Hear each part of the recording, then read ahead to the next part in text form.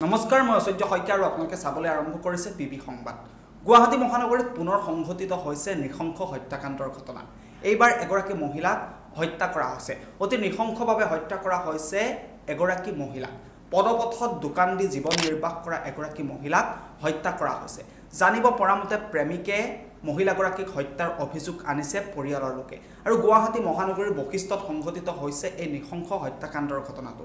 বিগত সময়ছোৱাত আমি দেখি আহিছোঁ গুৱাহাটী মহানগৰীৰ যুৱতী বা মহিলাৰ আত্মহনন বা আত্মহত্যাৰ দৰে ঘটনা সংঘটিত হৈ আহিছে। আৰু পুনৰ এইবাৰ গুৱাহাটী মহানগৰীৰ বশিষ্ঠৰ এগৰাকী মহিলাক অতি নৃশংসভাৱে হত্যা কৰা হৈছে। জানিব পৰা মতে মহিলাগৰাকীৰ নাম জুনু ৰাজবংশী। আৰু জুনু ৰাজবংশীয়ে পদপথত এখন দোকান দি জীৱন নিৰ্বাহ কৰি আছিল। আৰু স্বামীৰ মৃত্যু হৈছিল। স্বামীৰ মৃত্যুৰ পাছতেই বিজয় নামৰ এজন যুৱকৰ সৈতে প্ৰেমৰ সম্পৰ্কত আহিছিল জুনু ৰাজবংশী নামৰ মহিলাগৰাকী। আৰু শেহতীয়াকৈ দেওবাৰে নিশা কাজিয়া হৈছিল বিজয় আৰু জুনু ৰাজবংশী নামৰ মহিলাগৰাকীৰ মাজত। আৰু তাৰ পাছৰ পৰাই জুনু ৰাজবংশীৰ মোবাইল ফোনলৈ পৰিয়ালৰ লোকে ফোন কৰিছিল, কিন্তু জুনু ৰাজবংশীৰ মোবাইল ফোনটো অফ আছিল। আৰু তাৰ পাছত আজিৰ দিনটোত গুৱাহাটী মহানগৰীৰ বশিষ্ঠত জুনু ৰাজবংশীৰ মৃতদেহ উদ্ধাৰৰ পাছত তীব্ৰ চাঞ্চল্যৰ সৃষ্টি হৈছে। আৰু জানিব পৰা মতে 4 মাহ ধৰি প্ৰেমৰ সম্পৰ্কত আছিল বিজয় নামৰ যুৱকজনৰ সৈতে। আৰু বিজয়ে জুনু ৰাজবংশীক হত্যা কৰাৰ অভিযোগ আনিছে এতিয়া পৰিয়ালৰ লোকে। এগৰাকীৰ পাছত আন এগৰাকী যুৱতী মহিলাৰ মৃত্যুৱে এতিয়া তীব্ৰ চাঞ্চল্যৰ সৃষ্টি কৰিছে। সেয়া লাগিলে প্ৰেমৰ বাবে হওক বা ভিন্ন ধৰণৰ কাৰণত যুৱতী আৰু মহিলাৰ আত্মহত্যা, হত্যা, ধৰ্ষণ ইত্যাদিৰ দৰে ঘটনা বিগত সময়ছোৱাত হৈ অহা আমি দেখিবলৈ পাইছোঁ। আৰু এইবাৰ এজন যুৱকে, বিজয় নামৰ এজন যুৱকে জুনু ৰাজবংশী নামৰ এগৰাকী মহিলাক হত্যা কৰাৰ অভিযোগ অনা হৈছে। ইতিমধ্যে সমগ্ৰ ঘটনা সন্দৰ্ভত আৰক্ষীয়ে তদন্ত অব্যাহত ৰাখিছে বুলি জানিব পৰা গৈছে। গুৱাহাটী মহানগৰীৰ মাজমজিয়া বশিষ্ঠ সকলোৰে পৰিচিত এডোখৰ ঠাই। আৰু বশিষ্ঠতে জুনু ৰাজবংশীয়ে পদপথত এখন দোকান দি আছিল। আৰু জুনু ৰাজবংশীৰ চিনাকি হৈছিল বিজয় নামৰ এজন যুৱকৰ সৈতে।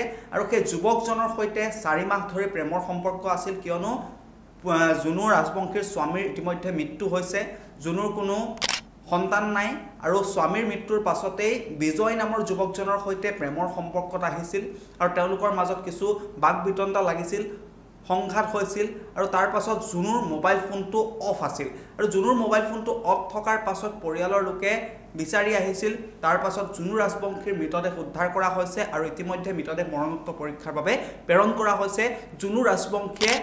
জুনু ৰাজবংশীক হত্যা কৰিছে বুলি দাবী জনাইছে পৰিয়ালৰ লোকে। আৰু বিজয় নামৰ যিগৰাকী প্ৰেমিক, সেই প্ৰেমিকে জুনু ৰাজবংশীক হত্যা কৰাৰ অভিযোগ আনিছে পৰিয়ালৰ লোকে। পৰিয়ালৰ লোকৰ কিছু ভাষ্য আছে, সেই ভাষ্য এই মুহূৰ্তত আমি আপোনালোকক শুনাই দিব বিচাৰিছোঁ। এনেকৈ গুৱাহাটী মহানগৰীৰ মাজমজিয়াত এটা নৃশংস হত্যাকাণ্ড পুনৰ সংঘটিত হৈ গ'ল। গুৱাহাটী মহানগৰীত যুৱতী আৰু মহিলাৰ সৈতে কিয় বাৰে বাৰে অনুৰূপ ঘটনা সংঘটিত হৈ আহিছে? কিয় বাৰে বাৰে হত্যাকাৰীয়ে যুৱতী বা মহিলাক টাৰ্গেট কৰি ৰৈছে?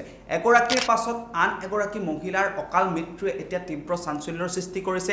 শংকিত হৈ পৰিছে মহানগৰবাসী, কাৰণ গুৱাহাটী মহানগৰীত